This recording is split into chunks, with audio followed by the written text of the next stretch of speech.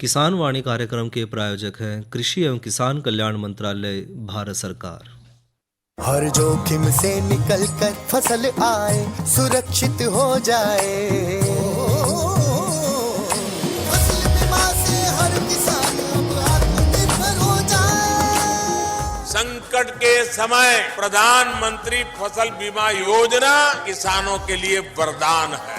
अब सूखा पड़े या बाढ़ आ जाए कोई डर नहीं, अब ओले पड़े या कीट पतंगे फसल खा जाए कोई फिक्र नहीं, क्योंकि हमने लिया है प्रधानमंत्री फसल बीमा।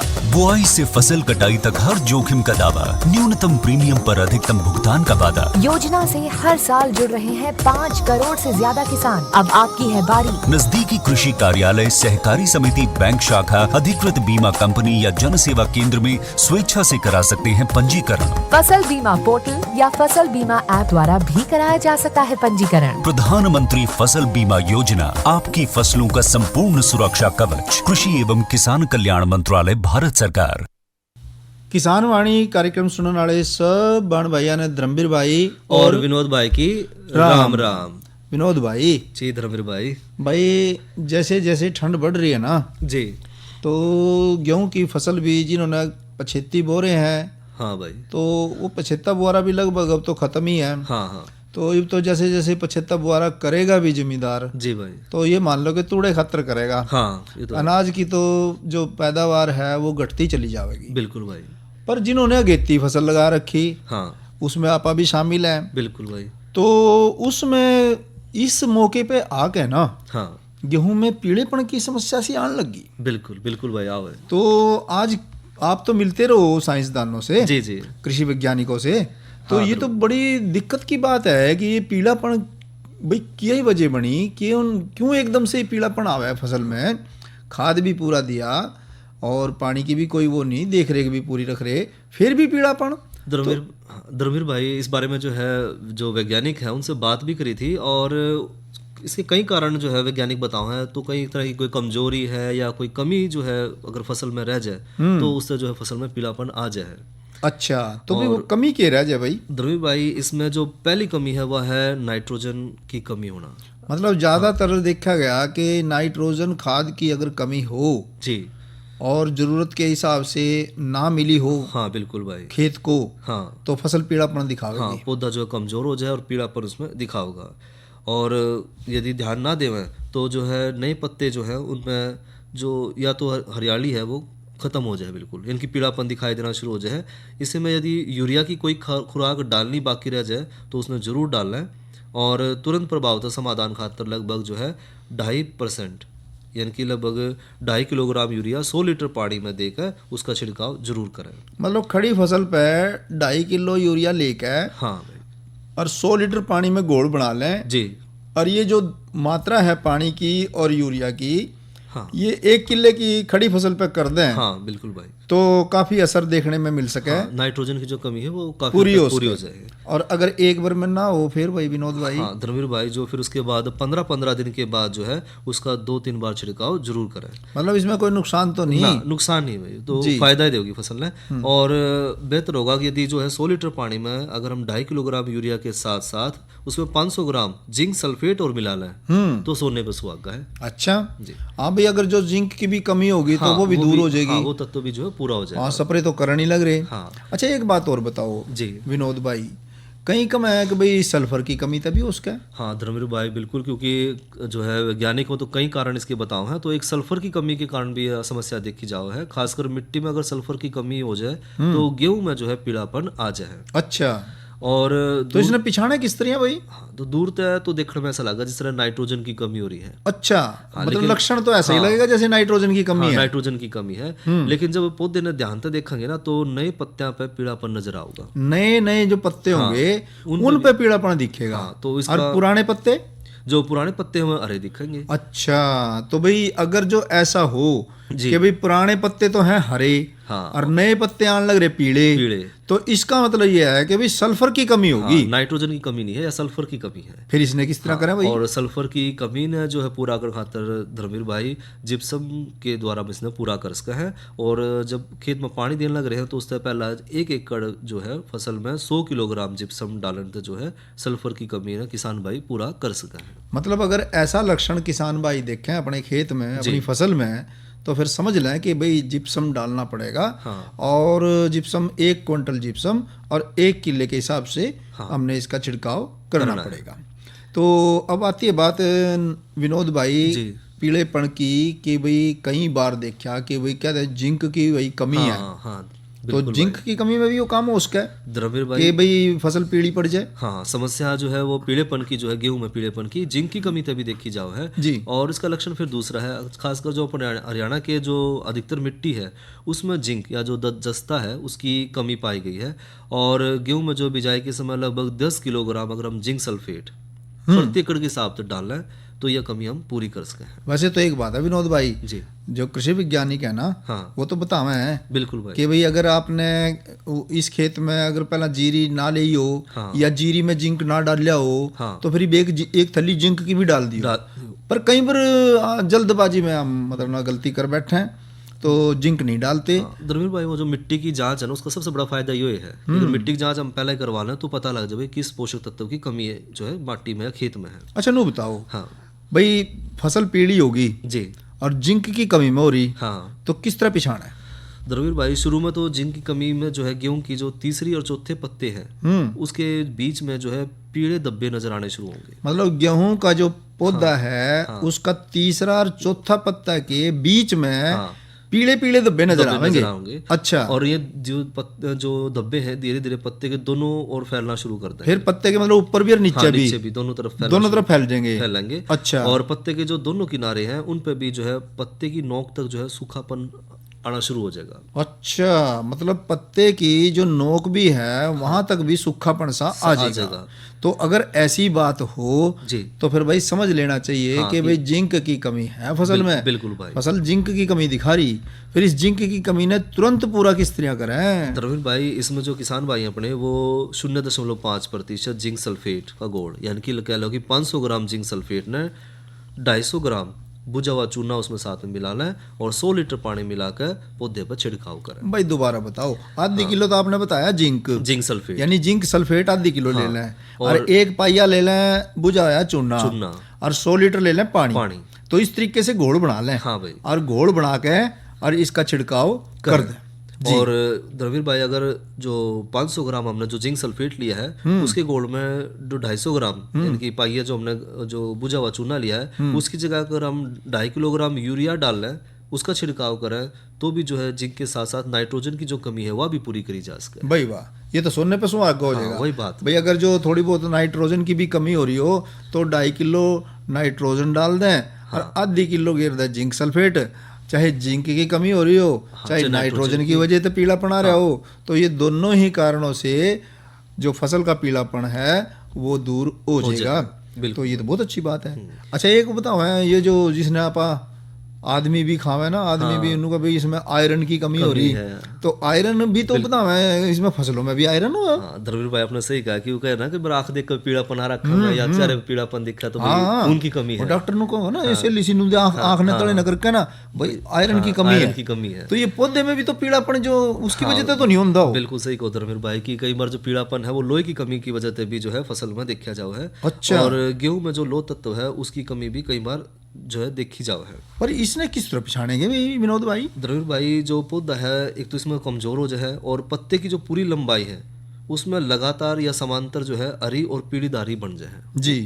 जो जब जिंक की कमी तो उसमें तो जो है गोल गोल वो बन जाते हैं इसमें, लेकिन इसमें लंबाई में जो है वो दूर तक जो है वो इसमें समांतर जो है पीली धारी दिखाई देनी शुरू, मतलब लंबी लंबी धारियां सी पड़ जाएंगी। धारी पड़ जाएंगी और समान दूरी पे। हाँ जी, पीले रंग की जी। और लोह तत्व की जो ज्यादा कमी हो जाए तो इस स्थिति में जो है पत्ता हरा रंग पूरा खत्म हो जाए उसका और कागज जैसी सफेदी उसमें पत्ते में नजर आनी शुरू हो जाए, वो तो आवेगी विनोद भाई। पर इसका इलाज क्या करें? हाँ धर्मवीर भाई, उस खातर जो है लोह तत्व की कमी अगर दिखाई देवे यानी कि लक्षण दिखाई देवे तो तुरंत जो है 500 ग्राम फेरस सल्फेट यानी आधा किलो फेरस सल्फेट, हाँ आधा किलो फेरस सल्फेट 100 लीटर पानी मिलाकर और इसके बाद इसका जो है खेत में छिड़काव करता है। और एक बार में काम ना चले तो फिर भाई 10 से 15 दिन के अंतर पर जो है 1 या 2 छिड़काव है या 1-2 बार फिर जो है इसका छिड़काव करेंगे तो ज्यादा लाभ किसान भाई ले पाओगे। पर एक बात बताओ विनोद भाई जी भाई, यो भी तो बात हो उसका भी कोई से भी तत्व की कमी ना हो, हाँ, और ज्यादा जाडा मान रही हो फसल, हाँ तो उसकी वजह तभी हो उसके हाँ आगे। धर्मवीर भाई, उसकी वजह से भी है। कई बार जो है कि मान लो पोषक तत्व तो पूरे हैं, लेकिन ठंड ज़्यादा हो रही है और धूप की कमी है, तो उसकी वजह से भी कई बार जो है फसल पीलापन दिखा हुआ है। फिर इसका की इंतजाम भाई? तो इसमें जो है गेहूं में जो है ऐसा हालात दिखा, तो गेहूं में जो है पीलापन नजर आवे। तो इस स्थिति में जो है जो ही जितनी भी धूप निकले तो मौसम साफ हो जाए तो सामान्य अगर उसमें धूप मिलेगी तो जो है वो समस्या का समाधान हो जाएगा।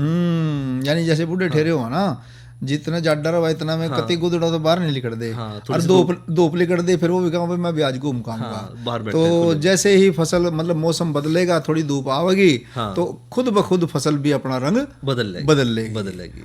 तो और क्या कारण हो उसका विनोद भाई? द्रव्य इसके अलावा खेत में जो है पानी की अगर ज्यादा मात्रा हो जाए, यानी कि पानी ज्यादा आ जाए, तो भी जो है फसल के स्वास्थ्य पर इसका असर देखा जाए। यानी कि ज्यादा पानी हमने फसल को देना नहीं चाहिए, देना नहीं है। और अगर ज्यादा पानी की वजह से और फसल में आ गया पीलापन, तो फिर क्या करें? ध्रुवीर भाई, इस स्थिति में अगर पीलापन आ जाए तो उसमें लगभग 2.5% यूरिया और यानी कि 2.5 किलो यूरिया और आधा किलो जिंक सल्फेट का छिड़काव करके उसके नुकसान की भरपाई हम कर सके हैं। नुकसान की भरपाई कर सकें। हाँ ये भाई बात के भी पीलापन का कारण, चलो ये तो आपने तत्वों की वजह से बता दिया जी। पर कई बार ये जो कहा ना सूत्रकृमि, हाँ बिल्कुल भाई, वे भी तो गड़बड़ कर दे होंगे कि नहीं? हाँ बिल्कुल, सूत्रकृमि भी जो है भाई वो जो है गेहूं की फसल में पीलापन खातर जिम्मेवार है। और अगर पीलापन आ जाए सूत्रकृमि की वजह से, तो एक तो उसकी जो है पहचान जरूर करें, और खेत में अगर गेहूं में कुछ एक जगह पे जो है स्वस्थ और हरी है और दूसरे क्षेत्र में वो कमजोर है और पीली पड़ गई है, यानी कि कितने तो हरी दिख रही, कितने पीली पड़ गई है, तो जो रोगग्रस्त पौधे हैं पीले और जो बोने रह गए हैं, साथ साथ उनमें फुटाव भी कम हो रहा है, तो ये जो लक्षण है वो है सूत्रकृमि के। सूत्रकृमि के, हाँ, तो सूत्रकृमि की तो भाई ये तो इस तरह बताओ जो पौधे में उनकी, हाँ जो जड़ है झाड़ी सी बन जाए, तो पौधे की भी जो है झाड़ी, जड़ जो है झाड़ी नुमा बन जाए।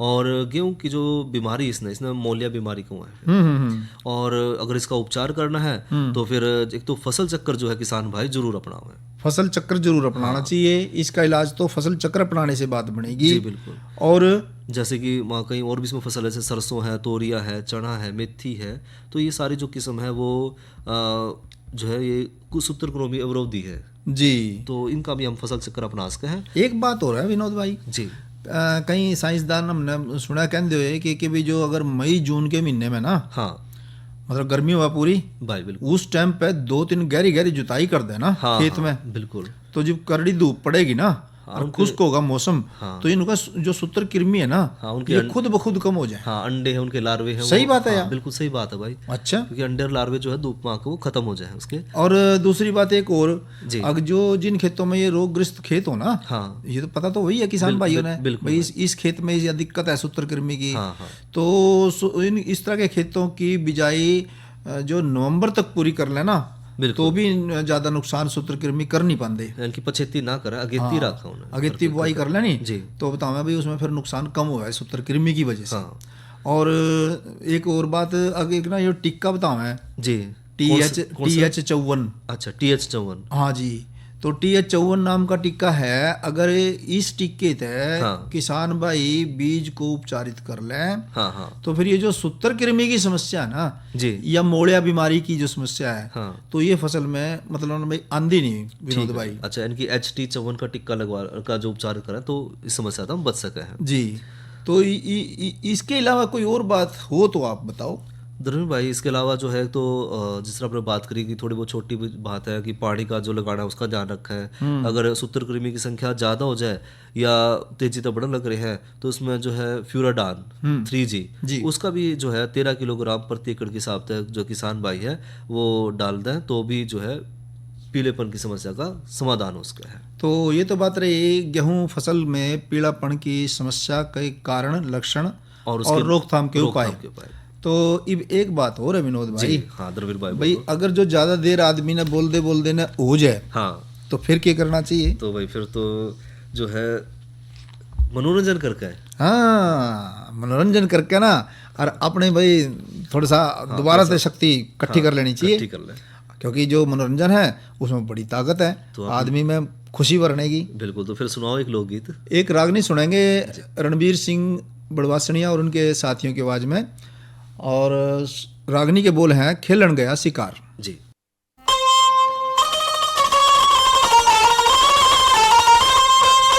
वो खेलन गया शिकार बता के श्यान करे से, वो सीरा पानी प्यादू के तेरी बहू भरे से।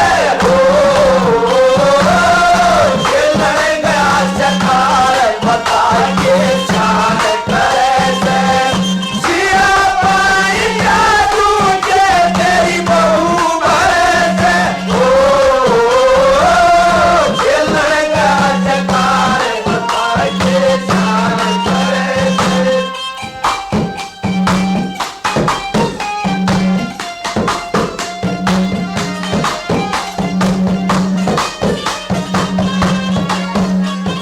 साधु ही जब घर नहीं आ गया लकड़िया तो पर बात का, एक गरीबी मिटता कोने झगड़ा तलवार रात का, के पिए बिन सरता कोने पानी मेरे हाथ का, के पिए बिन सरता कोने पानी मेरे हाथ का। तू बिना नाथ का खा गड़ खाती कूद चरे से। हसिया पानी प्यादू के तेरी बहू भरे से। खेलन गया शिकार बता के श्यान करे से, हसिया पानी प्यादू के तेरी बहू भरे से। खेलन गया शिकार बता के श्यान करे से।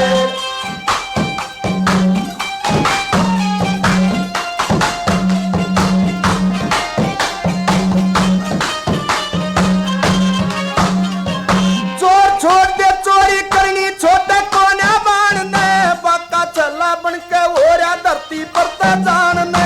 पीवण ने तन शीला चाहिए तत्ता चाहिए नान ने, पीवण ने तन शीला चाहिए तत्ता चाहिए नान ने। तन अच्छा चाहिए खान ने बेकार फिरे से।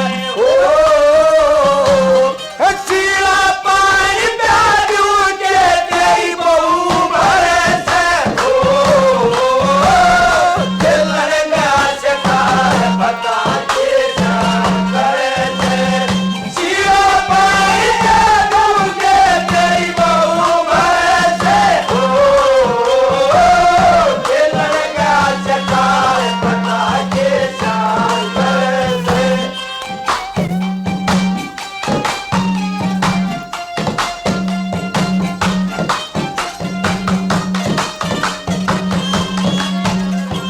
मुंह का मीठा दिल का काला जानू तेरी सफाई ने, आज करा दूं तोड़ बात का आलन दे तेरे भाई ने। मेरे पे क्यों रोब जमावे खाती नहीं कमाई ने, मेरे पे क्यों रोब जमावे खाती नहीं कमाई ने। ब्याह करण संग की जाई न जय नहीं सरे से। शीला पानी प्यादू के तेरी बहू भरे से। खेलन गया शिकार बता के श्यान करे से, शीला पानी प्यादू के तेरी बहू भरे से। खेलन गया शिकार बता के श्यान करे से।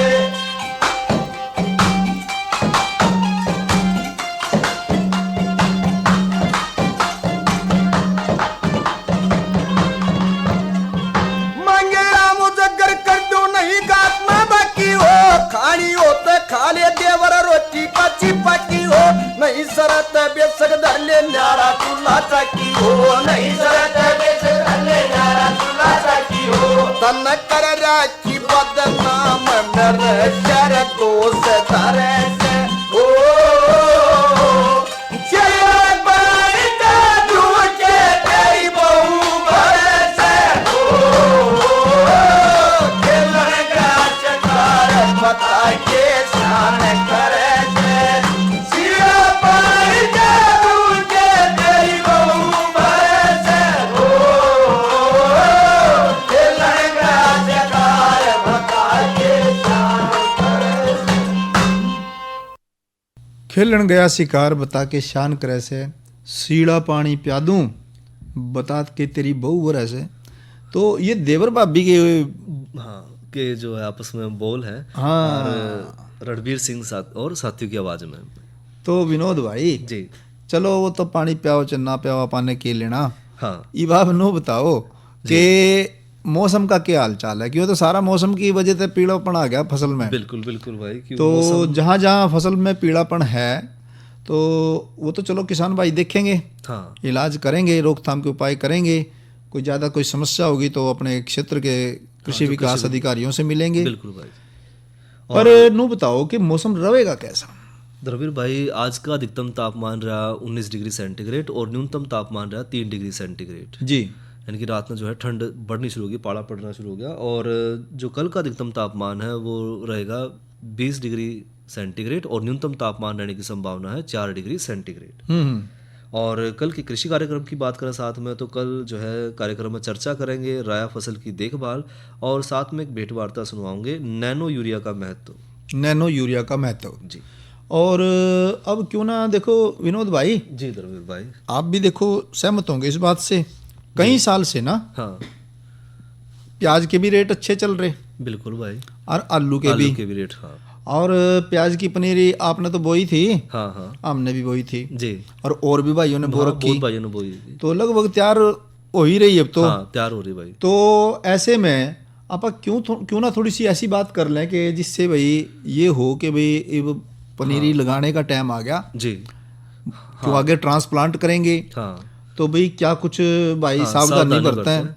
तो इस बारे में क्यों ना थोड़ी चर्चा कर हाँ लें। बिल्कुल भाई। जी देखो जो आपने प्याज का जिक्र करा, क्योंकि जो प्याज है एक मुख्य सब्जी में भी आओ है, और चाहे कोई भी सब्जी हो उसमें प्याज तो पड़े हैं, साथ में जो है अचार में भी है, सलाद है, सूप है, तो कई जगह इसका इस्तेमाल किसान भाई करे हैं। और जो प्याज है वो ठंडे मौसम की फसल है खासकर, जी जिसने हम खरीफ में उगाओ है, लेकिन कई बार देखा जाए कि इसने जो रबी की फसल के रूप में भी ले ला है।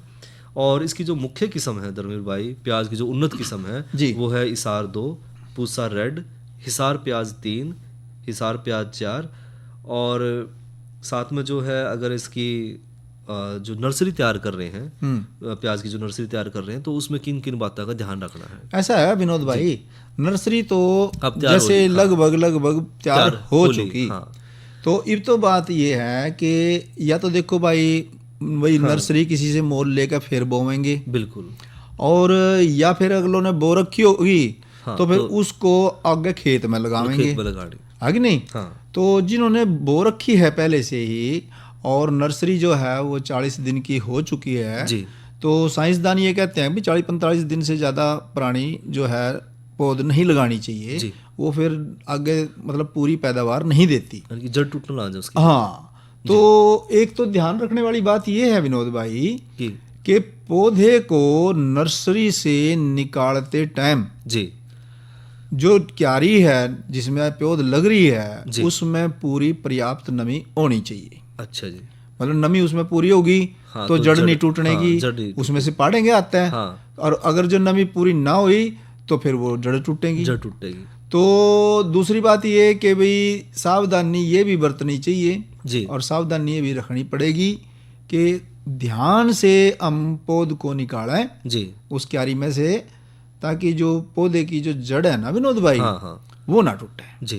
तो इस एक बात का ध्यान रखा कि भाई नमी बना कर रखा पूरी, ताकि जो जड़ है पौधे की वो ना टूटे, क्योंकि अगर जड़ खत्म होगी फिर सब कुछ खत्म है फिर तो। हाँ, और उससे पहले हमने देखो खेत की तैयारी तो करनी ही पड़ेगी। जी बिल्कुल, जिस भी खेत में आप हाँ, लावेंगे बिल्कुल भाई, तो उसमें हमने चाहे देसी खाद डालनी तो या जो साइंसदान जितनी खाद की खुराक बता रहे बतावें हैं। उस हिसाब से खेत को तैयार करना, जी अच्छी तरीके से बुरबुरा बनाना, हाँ उसकी क्यारियाँ बनानी, क्यारी ऐसे ढंग से बनावें अगर भाई उसमें आराम से मतलब ना जो उसकी डोरी पे बैठ के ही चाहे खुरपी निकल जाए, हाँ तो बिल्कुल इस भाई। ढंग से, क्योंकि उसमें नुड़ाई की तो जरूरत पड़ेगी। हाँ, इनकी सुविधा अनुसार अपना जो है बड़ा के चला क्यारी। हाँ, सुविधा अनुसार क्यारी बनावे, और क्यारी मतलब खेत ऐसा भी ना हो कि ऊपर नीचे हो, हाँ, उसमें पानी ज्यादा ठहरता हो, जी। क्योंकि जो अब इसने जो पौधा अपन लगावेंगे ना खेत में, हाँ। उसको पानी तो जरूर चाहिए, बिल्कुल भाई। पर पानी इतना ऐसा ना हो कि भी खड़े रह जाए, कड़ी खड़े यार, कड़ी पानी नहीं पहुंचा। यानी कि खेत की लेवलिंग जरूर करवाओ पहले। खेत की लेवलिंग, समतल खेत हाँ, होना समतल चाहिए, खेत। भुरभुरी माटी होनी चाहिए, हाँ। अच्छी तरीके से खेत तैयार होना चाहिए, और उसमें जो गोबर की गली सड़ी खाद है वो डाल दें जी। या फिर जो साइंसदानों ने जिस ढंग से बताया रासायनिक खाद का जो इस्तेमाल है वो संतुलित करें, संतुलित करें। जरूरत से ज़्यादा खाद ना डालें, नहीं तो फिर आपने पता है अपना विनोद भाई, ये ना जो फिर प्याज जो गलने शुरू हो हाँ, जाते गलने शुरू हो जाए भाई, सही पड़ बात तो जाएंगे, हाँ। पर में थमने में बड़ी मुश्किल हाँ, हो मुश्किल हो जाए।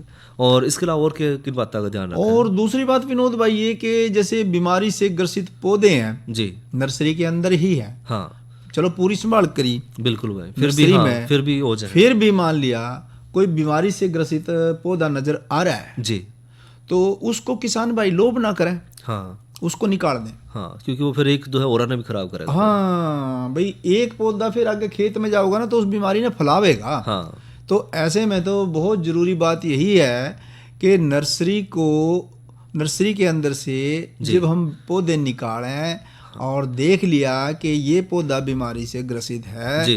तो नर्सरी से निकालते टाइम ही उस बीमार पौधे को अलग कर दें। यानी कि जो स्वस्थ पौधे हैं सिर्फ वही हमने जो है मुख्य खेत में लगाने हैं। हाँ जी, और ऐसे पौधों की हमने रुपाई भूल के भी नहीं करनी हाँ, कि भाई हम सोचा लो हाँ, अरे भाई कुछ नहीं फर्क पड़ता, हाँ। होवेगा हो जाएगा, नहीं होवेगा तो मर तो रहे ही है यो। हाँ। तो ये जो सोच है इसको पीछे छोड़ना पड़ेगा। हाँ, उन्हें अलग करके नष्ट जरूर कर दें, हाँ। ताकि वो जो है दूसरे स्वस्थ पौधे ने नुकसान ना पहुंचावे भाई। और एक और खास बात और विनोद भाई, जी, कि जो पौध निकालेंगे ना, हाँ, तो इन पौधों को उपचार करने के बाद ही खेत में लगाना चाहिए, जी, इनको उपचारित करके। हाँ, तो इसका क्या फायदा होगा, इससे फिर जो पौधा है ना जब खेत के अंदर लग जाएगा ना, जी, तो वो तेजी से ग्रोथ करेगा, हाँ, तेजी से आगे बढ़ेगा, जी, है ना।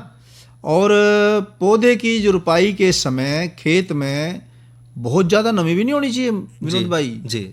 और वहीं जो फिर जैसे बता रहे थे ना, भाई मिट्टी जो है वो भुरभुरी भुरभुरी, होनी हाँ, चाहिए और समतल खेत जरूर रखें। समतल खेत रखें, हाँ। भुरभुरी माटी रखें, ताकि हम अच्छी पैदावार लेने की, हाँ, प्याज की अच्छी फसल लेने की उम्मीद कर सकें। भाई। तो मतलब ये तो पौध लगा रहे हैं, अभी लगाने मतलब ना पौध की बुआई करेंगे आगे, बिल्कुल बिल्कुल भाई। मतलब या कह लो हाँ, कि तो- नर्सरी की हमने आगे ट्रांसप्लांटिंग का काम करना है। हाँ, आगे की सावधानी जो है पहले आगे की सावधानियां हम अपने कार्यक्रमों में समय समय पे देते रहेंगे। बिल्कुल। तो इस कार्यक्रम के प्रायोजक थे कृषि एवं किसान कल्याण मंत्रालय भारत सरकार। तो लेवा भाई से इजाजत। बिल्कुल धर्मवीर भाई। अच्छा भाइयों, राम राम। अरे अरे अरे अरे, क्या कर रहा है? इधर इधर इधर, हम बोल रहे हैं तेरे बीजू का। उतला बोल रहा है? हाँ, पक्षियों से तो हम खेत को बचा लेते हैं, पर इन घातक रसायनों से कैसे बचाएं? मतलब? देख बेटा, तू जो ये अंधाधुंध रसायन मिलाता है ना, मिट्टी की सेहत बिगड़ने लगी है। और जब माटी ही कमजोर पड़ जाएगी तो उपज कैसे सेहतमंद होगी? हाँ? अरे पहले ऐसा नहीं था, पूछना अपने बड़े बुजुर्गों से, कैसे फसल लहलहाती थी, शुद्धता झलकती थी। हाँ, माटी भी तंदुरुस्त और लोग भी। अरे अब पहली वाली बात कहाँ?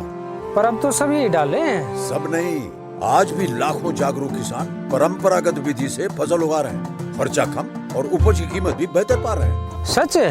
रे बेटे, एक्सपीरियंस से बता रहे हैं, धूप में बाल सफेद नहीं किए हैं। हाँ। ठीक है भाई, मैं भी आज से जैविक खेती शुरू करूंगा। माटी से प्रेम की परंपरा है, परंपरागत खेती।